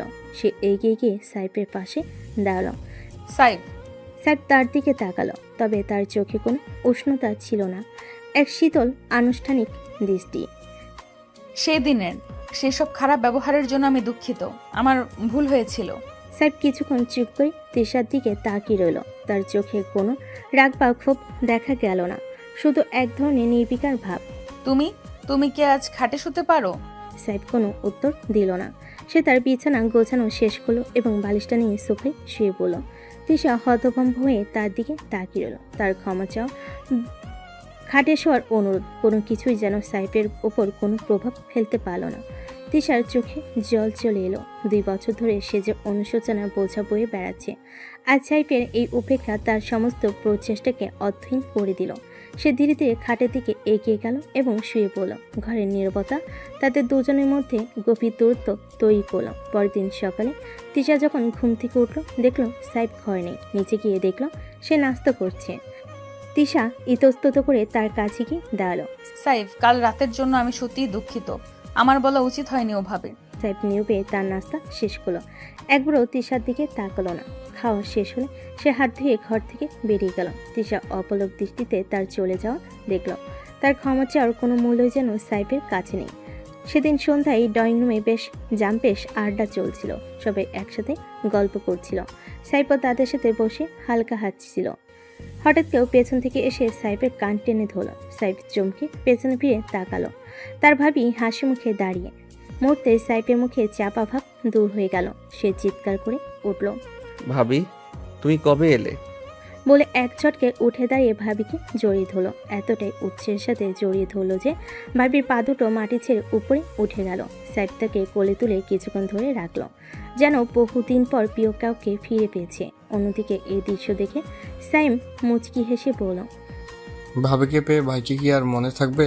তখন তাদের ছোট্ট ভাতিজি, যার নাম অহনা, মুখ ফুলিয়ে বলল, আমি মনে করেছিলাম চাচু আগে আমাকে কোলে নেবে, কিন্তু চাচু আমাকে কোলে নিল। সাইফ তাড়াতাড়ি ভাবিকে নামিয়ে অহনার দিকে তাকালো। আরে আমার ছোট্ট রাজকুমারী, তুমি কি রাগ করেছো? এসো, এবার তোমাকে কোলে নেই। বলে সে অহনাকে কোলে তুলে আদর করতে লাগলো। ড্রয়িং রুমে হাসি খুশি পরিবেশ তিশা দূর থেকে দেখছিল। সাইফের মুখে সে প্রাণ খোলা হাসি, যা সে গত 2 বছরে দেখেনি। আজ তার ভাবি আর ভাতিজির সাথে দেখে তার বুকের ভেতরটা চিনচিন করে উঠল। সাইফের জীবনে তার কোনো স্থান নেই, তা যেন আরও একবার স্পষ্ট হয়ে গেল।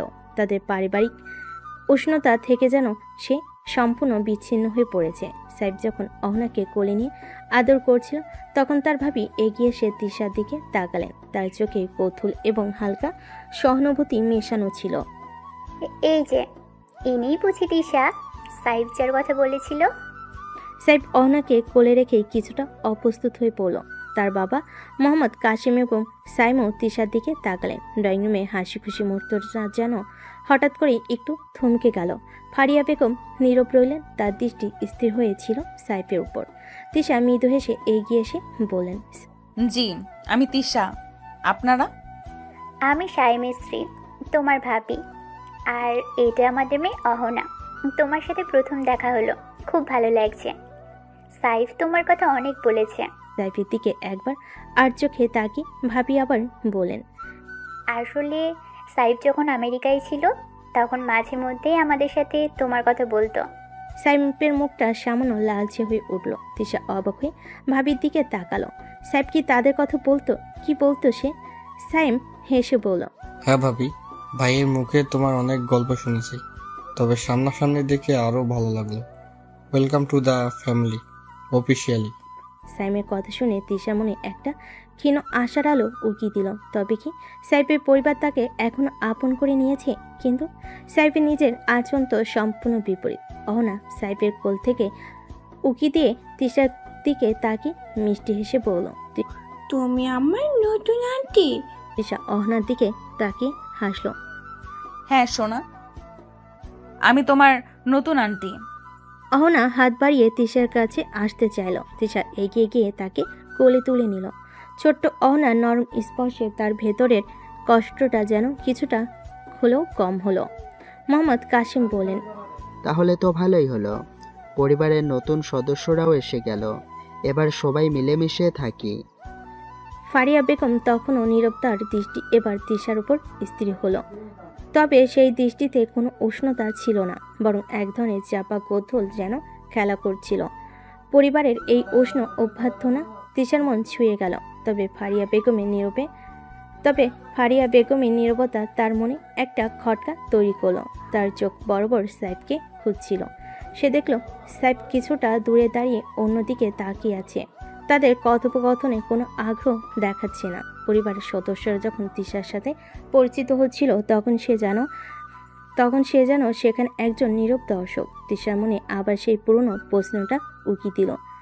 পরিবারের এই অ্যাকসেপ্টেন্স কি সাইফের মনে বরফ গলাতে পারবে, নাকি তাদের দুজনের মাঝে তৈরি হওয়া শীতল দূরত্ব চিরস্থায়ী হয়ে থাকবে? আর ফারিয়া বেগমের নীরবতা কিসের ইঙ্গিত? সেদিনের রাতের খাবার টেবিলে একটা অন্যরকম দৃশ্য দেখা গেল। সাইফ তার ভাবির পাশে বসে আবদার করল যে আজ তাকে ভাবি খাইয়ে দেবে। ভাবিও হাসি মুখে রাজি হলেন এবং পরম যত্নের সাথে সাইফের মুখে খাবার তুলে দিতে লাগলেন। সাইফও ছেলে মানুষের মতো সেই খাবার খাচ্ছিল। তাদের মধ্যকার আন্তরিকতা স্পষ্ট। তিশা কিছুটা দূরে বসে নীরবে খাচ্ছিল এবং তাদের এই সহজ সুদর্শন সম্পর্কটা দেখছিল। সাইফ তার সাথে এতটুকু কথা না বললেও তার ভাবির সাথে তার এত হৃদ্যতা দেখে সে কিছুটা অবাক হলো। তাদের মধ্যে যেন এক গভীর বোঝাপড়া রয়েছে, যা তিশার কাছে সম্পূর্ণ নতুন। হঠাৎ অহনা তার ছোট্ট মিষ্টি গলায় বলে উঠল, চাচু তুমি এখনো আম্মুর হাতে খাও? সাইফ হেসে অহনার দিকে তাকালো। হ্যাঁ সোনা, আমার যখন ছোটবেলার কথা মনে পড়ে তখন ভাবির হাতের খাবার খেতেই ইচ্ছে করে। আরে বাবা, তুই তো সেই থেকেই আমার পিছনে লেগে থাকতি, এখনো সেই অভ্যাস যায়নি দেখছি। সাইফ হেসে অহনার দিকে তাকালো। তাদের এই খুনসুটিপূর্ণ কথোপকথনে ড্রয়িং রুমের পরিবেশ আরও হালকা হয়ে উঠল। স্যাম হাসিতে যোগ দিলেন, কিন্তু তিশা নীরবে তাদের দেখছিল। সাইফের জীবনে তার ভাবির একটা গুরুত্বপূর্ণ স্থান রয়েছে, এটা সে বুঝতে পারছিল। তাদের সম্পর্কটা কত গভীর আর সহজ তা তার নিজের আর সাইফের সম্পর্কের সম্পূর্ণ বিপরীত। তিশার মনে একটা চাপা দীর্ঘশ্বাস উঠল। সাইফের জীবনে এত আপন মানুষ থাকলেও কেন সে একটা জোর করে চাপানো সম্পর্কে বোঝা বয়ে বেড়াচ্ছে? কেন সে তার প্রতি এত উদাসীন?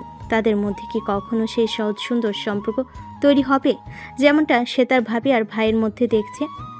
এই সম্পর্কগুলো তিশার মনকে আরও ভারাক্রান্ত করে তুলল। পরের দিন সাইফ অফিসে বেরিয়ে গেলে তিশা কিছুটা সাহস সঞ্চয় করে সাইমার তার ভাবির ঘরে গেল।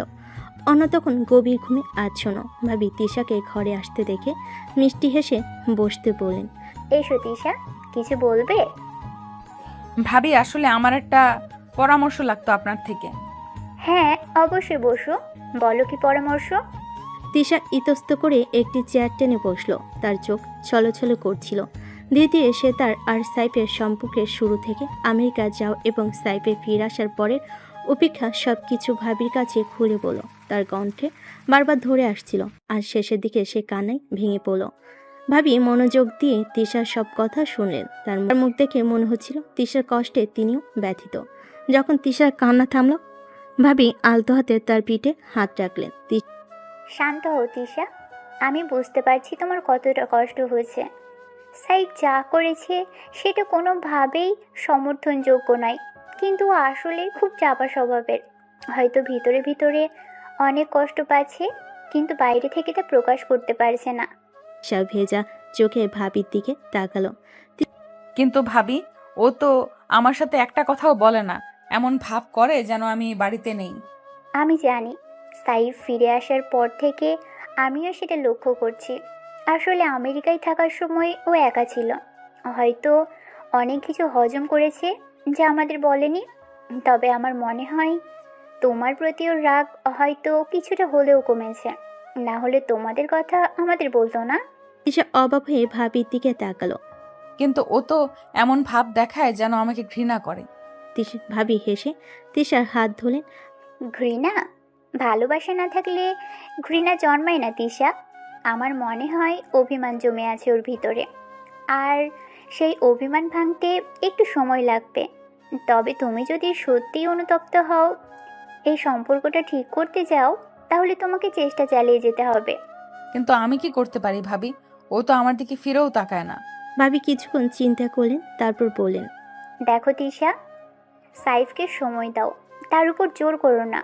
তবে তার আশেপাশে থাকার চেষ্টা করো, তার পছন্দের খাবার তৈরি করো, তার ছোটোখাটো প্রয়োজনগুলোর খেয়াল রাখো।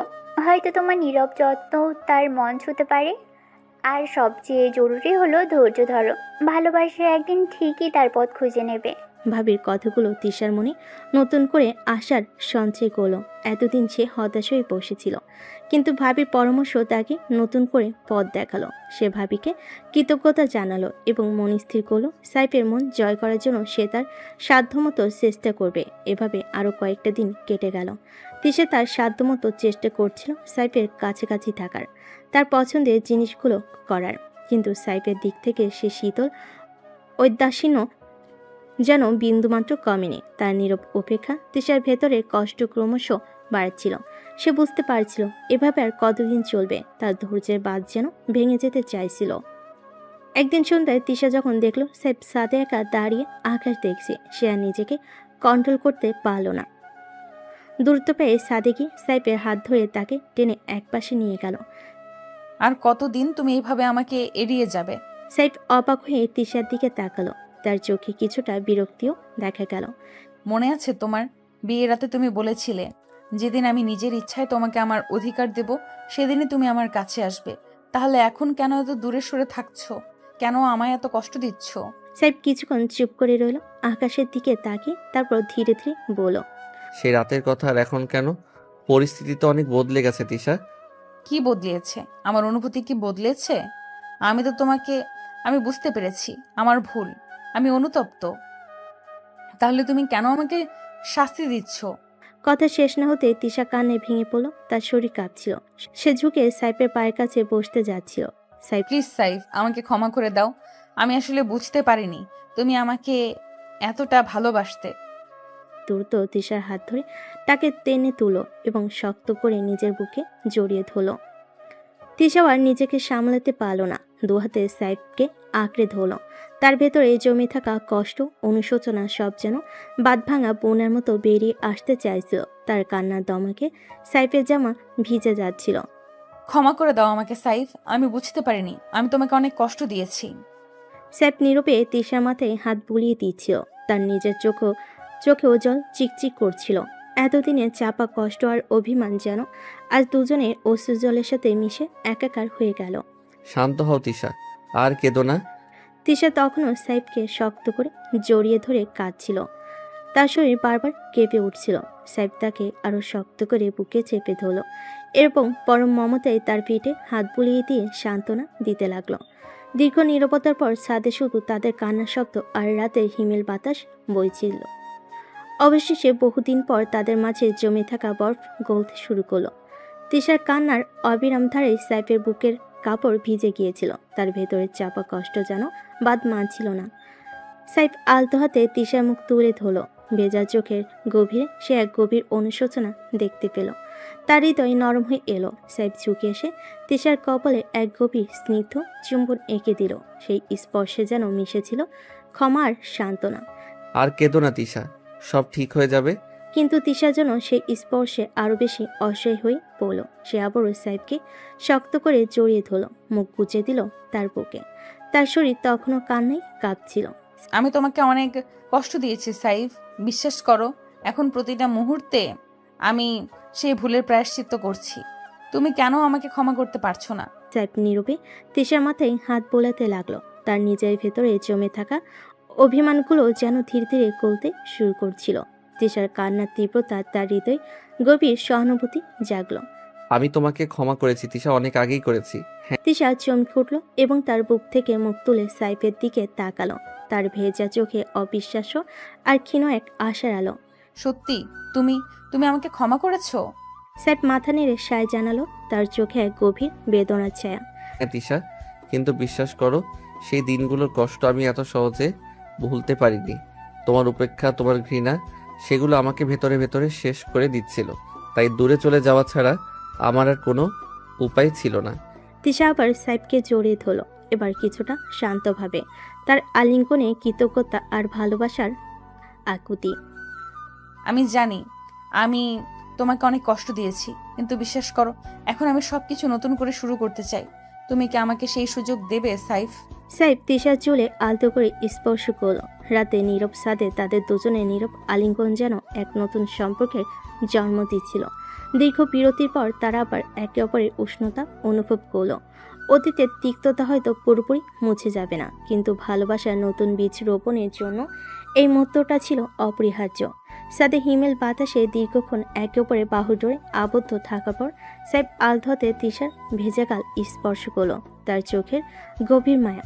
সে তিশার হাত ধরে তাকে ঘরে নিয়ে এলো। তাদের বেডরুমের আবহাওয়া আজ অন্যদিনের চেয়ে সম্পূর্ণ ভিন্ন। নীরবতা ভেঙে সেখানে এক স্নিগ্ধ আবেগপূর্ণ উষ্ণতা বিরাজ করছে। তিশা ঘরে ঢুকেই থমকে দাঁড়ালো। হালকা নীলালের ঘরটা মায়াবী হয়ে উঠেছে, যেন কোনো স্বপ্নপুরী। খাটের পাশে একটা ছোট্ট টেবিলে জ্বলছে সুগন্ধি মোমবাতি, যার মৃদু আলো তাদের দুজনের চোখে মুখে এক রোমান্টিক আভা সৃষ্টি করেছে। খাটের উপর এলোমেলোভাবে ছড়িয়ে রয়েছে রক্তিম গোলাপের পাপড়ি, আর খোলা জানালার হালকা পর্দা রাতের বাতাসে ভেসে এসে আলতো করে তাদের স্পর্শ করছে। সাইফ দরজা বন্ধ করে তিশার দিকে তাকালো। তার চোখে সেই কঠিন ঔদাসীন্যর বদলে আজ শুধুই গভীর ভালোবাসা আর ব্যাকুল আকাঙ্ক্ষা। তিশার চোখেও লজ্জার ভালোবাসার এক মিশ্রিত আভা চিকচিক করছে, যেন বহুদিনের প্রতীক্ষার পর কাঙ্ক্ষিত মুহূর্তে ধরা দিয়েছে। সাইফ ধীরে ধীরে তিশার কাছে এগিয়ে গেল। তার প্রতিটি পদক্ষেপ যেন হৃদয়ের স্পন্দন। তার উষ্ণ হাত দিয়ে তিশাকে খাটের পাশে দাঁড় করালো। তাদের নীরব দৃষ্টি বিনিময়ে যেন না বলা অনেক কথার প্রতিধ্বনি। এই দিনটার জন্য আমি কত বিনিদ্র রাত কাটিয়েছি দিশা। যেদিন তুমি তোমার সমস্ত দ্বিধা ভেঙে নিজের ইচ্ছায় আমার পাশে এসে দাঁড়াবে, আমার ভালোবাসাকে স্বীকৃতি দেবে। তিশা সাইফের চোখের গভীরে ডুব দিল। সেখানে সে তার জন্য গভীর আবেগ আর অপেক্ষা দেখতে পেল। তার ঠোঁটের কোণে এক স্নিগ্ধ হাসি ফুটে উঠল, যা সাইফের হৃদয় এক নতুন স্পন্দন জাগালো। আমারও অনেক দীর্ঘ পথ পেরোনো হয়েছে সাইফ, নিজের ভুল বুঝতে, তোমার নীরব ভালোবাসার গভীরতা অনুভব করতে। এই নীরবতা আমাকে প্রতি মুহূর্তে দগ্ধ করেছে। সাইফ আলতো করে তিশার একগুচ্ছ রেশমি চুল সরিয়ে তার কানের পাশে প্রেমালিঙ্গনে আবদ্ধ করল। তাদের দুজনে উষ্ণ নিঃশ্বাস একে অপরের মুখের উপর পড়ল। এক মাদকতাময় মুহূর্ত তৈরি করল। সাইফ তিশার আরও কাছে এসে পড়ল। আজ আমাদের সব ভুল বোঝাবুঝির অবসান হোক তিশা। আমাদের জোর করে শুরু হওয়া সম্পর্কের ওপর ভালোবাসার নতুন রং লাগুক। এক নতুন অধ্যায়ের সূচনা হোক, যেখানে শুধু তুমি আর আমি থাকবো। তিশা মাথা নেড়ে সাইফের বুকে আলতো করে হাড় রাখল। তার স্পর্শে সাইফের সার শরীরে যেন বিদ্যুৎ খেলে গেল। সে অনুভব করল তিশার হৃদয়ের উষ্ণতা আর ভালোবাসার নীরব স্বীকৃতি।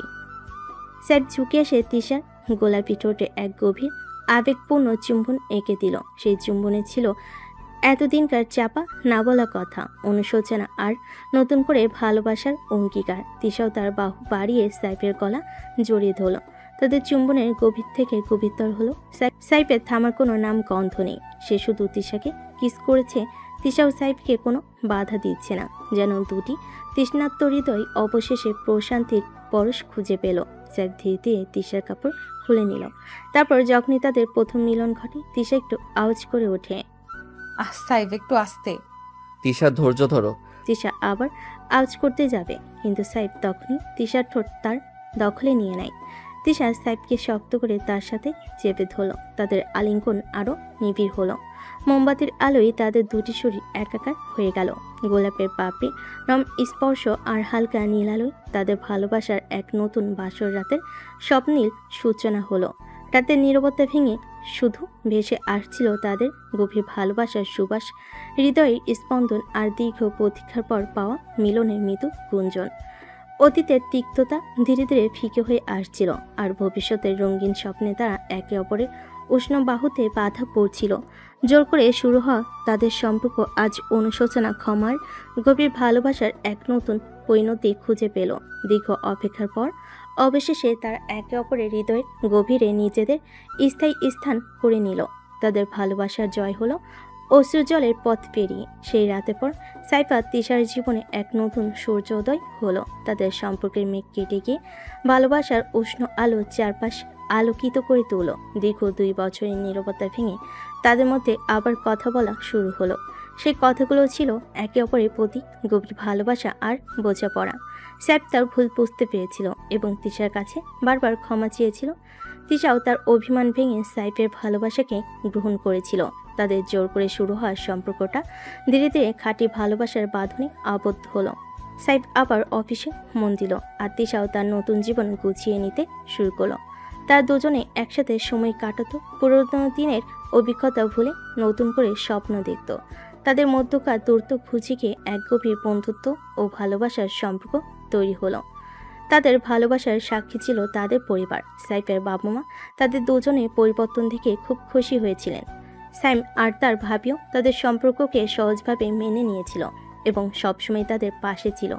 ছোট্ট অহনত সাইফ আর তিশার চোখের মনি হয়ে উঠল। কিছু মাস পর সাইফ আর তিশা আবার সেই রিসোর্টে গিয়েছিল। সেখানে সাইফ তাকে প্রথমবার প্রপোজ করেছিল। তবে এবারে পরিবেশটা ছিল সম্পূর্ণ ভিন্ন। কোনো দ্বিধা বা তিক্ততা নাই, শুধু ছিল দুটো ভালোবাসাময় হৃদয়ের সান্নিধ্য। তিশা সেদিন সাইফের হাতে হাত রেখে বসেছিল। তুমি আমার জীবনে না এলে হয়তো আমি কখনোই সত্যিকারের ভালোবাসার মানে বুঝতাম না। সাইফ এসে তিশাকে জড়িয়ে ধরেছিল। আর তুমি আমার জীবনে এসে আমার ভুলগুলো ধরিয়ে দিয়েছিলে তিশা। তোমাকে ছাড়া আমার জীবনটা অসম্পূর্ণ।